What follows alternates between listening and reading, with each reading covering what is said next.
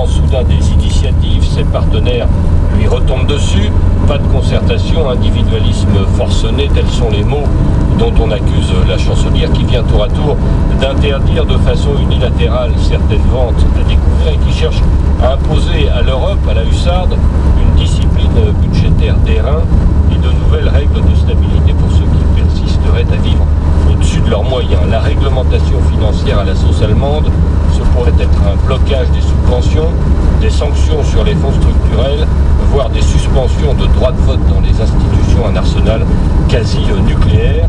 Et entre le vide et le trop-plein, eh bien l'Allemagne hésitante sème la pagaille. Cette position très ferme d'Angela Merkel, elle s'explique aussi par des contingences, Luc, des contingences de politique intérieure allemande. Oui, Merkel est dans une situation délicate, soumise à une opinion publique qui regrette le marque allemand, à une coalition qui marche mal et à une Europe qui la presse d'être solidaire. Maintenant, ralliée du bout des lèvres au plan de sauvetage de 750 milliards d'euros, il lui reste à convaincre ses partenaires politiques et ses électeurs qu'en tant que premier d'Europe, c'est l'Allemagne qui impose le rythme. Il faut gagner les esprits à l'idée de soutenir les membres défaillants de l'Eurogroupe, le Club Med, comme on dit à Berlin. Il lui faut inciter le Bundestag à voter demain le plan de stabilisation préparé par l'Union.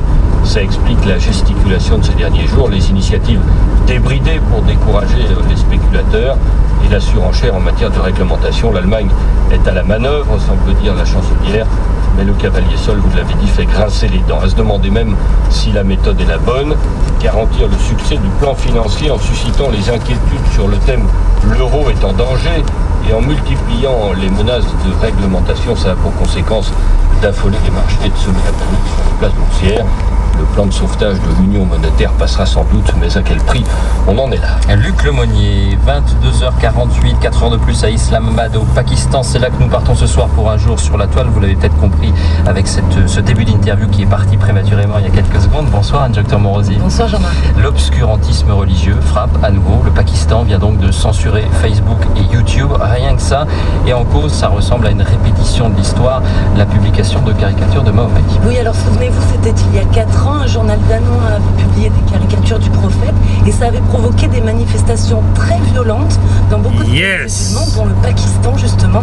Ça avait même dégénéré le 2 juin 2008 avec un attentat devant l'ambassade du Danemark à Islamabad et 8 personnes avaient été tuées. Alors là, donc rebelote, il y a un mois, un utilisateur de Facebook a lancé un concours sur le réseau social, un concours intitulé Draw Muhammad Day, la journée de dessin de Mahomet.